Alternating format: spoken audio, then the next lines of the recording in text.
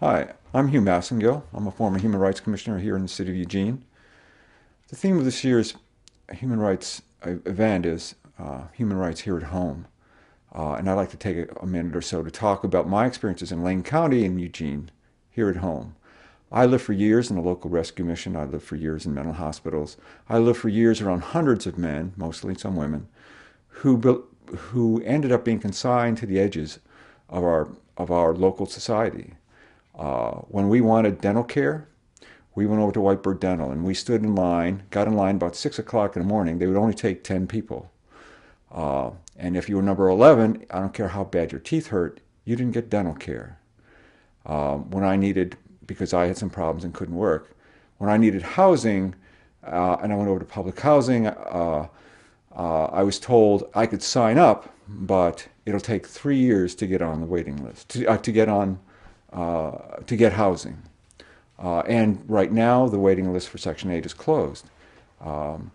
So Article 22 of the Universal Declaration of Human Rights says, everyone, as a member of society, has the right to Social Security and is entitled to realization through national effort and international cooperation, and in accordance with the organization and resources of each state, of the economic, social, and cultural rights indispensable for his dignity and the free development of his personality. I'm here to tell you, here locally, there are hundreds, if not thousands, of men, women, and children who are homeless, who have no economic rights.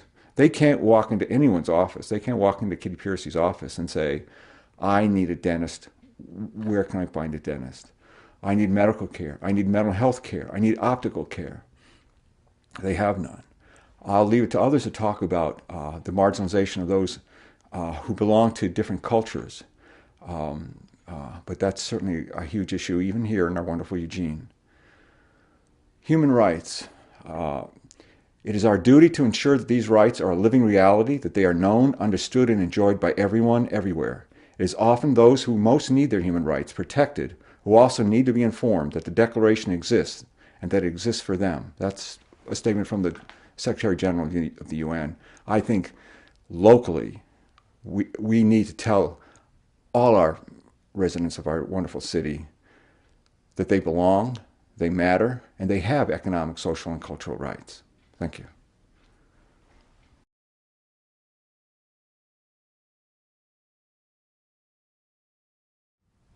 My name is Erin Ferris. I'm a member of the Native American Law Students Association at the University of Oregon and co-director for the Public Interest Environmental Law Conference.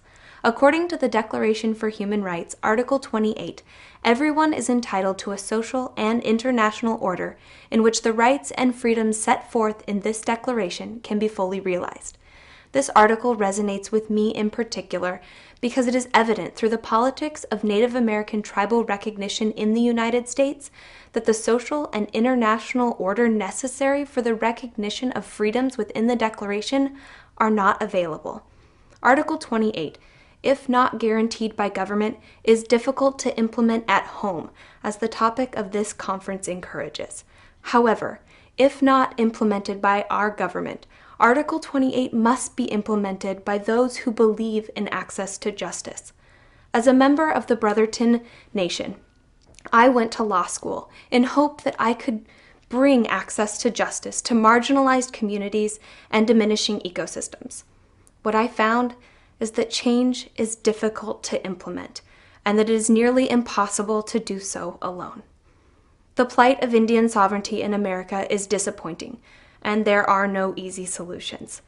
Though my generation has often been told that we can make a difference and to demand the change we'd like to see in the world, it is often overwhelming.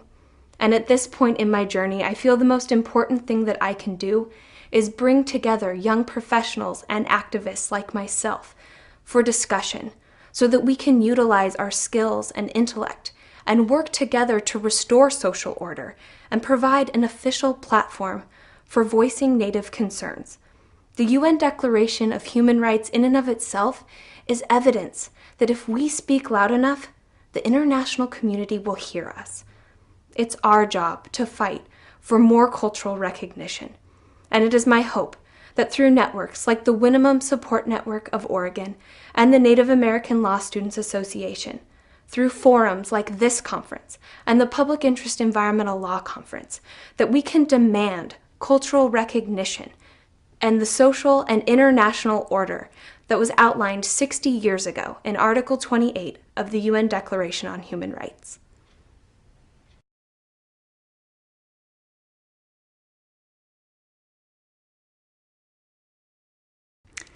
Hi, I'm Dave Fidanki, Executive Director of the American Civil Liberties Union of Oregon, and very pleased to have gotten the assignment of talking about Articles 3, 6, 7, 8, 9, 10, 11, and 12 of the Declaration of Human Rights.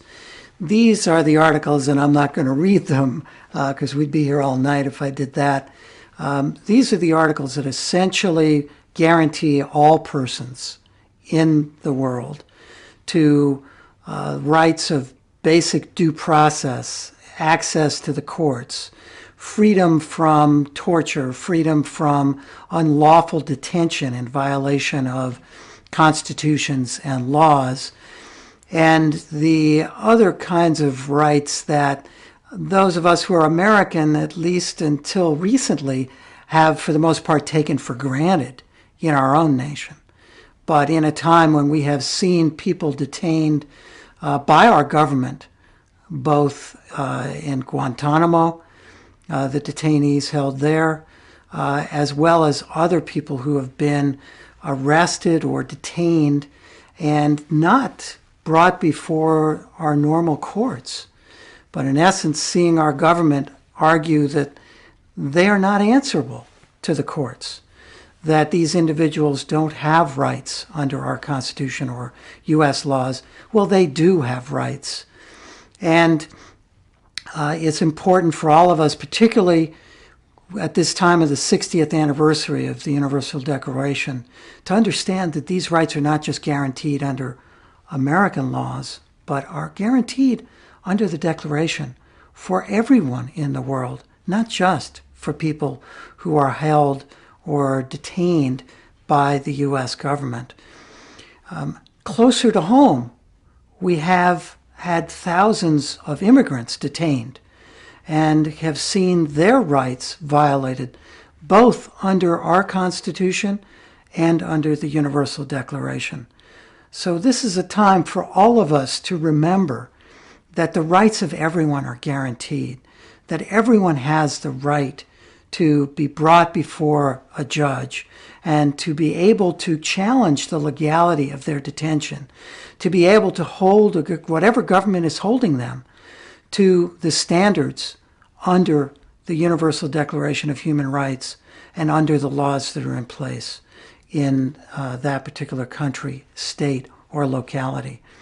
These are rights that are dear to everyone in this world and that Americans should not be taking for granted.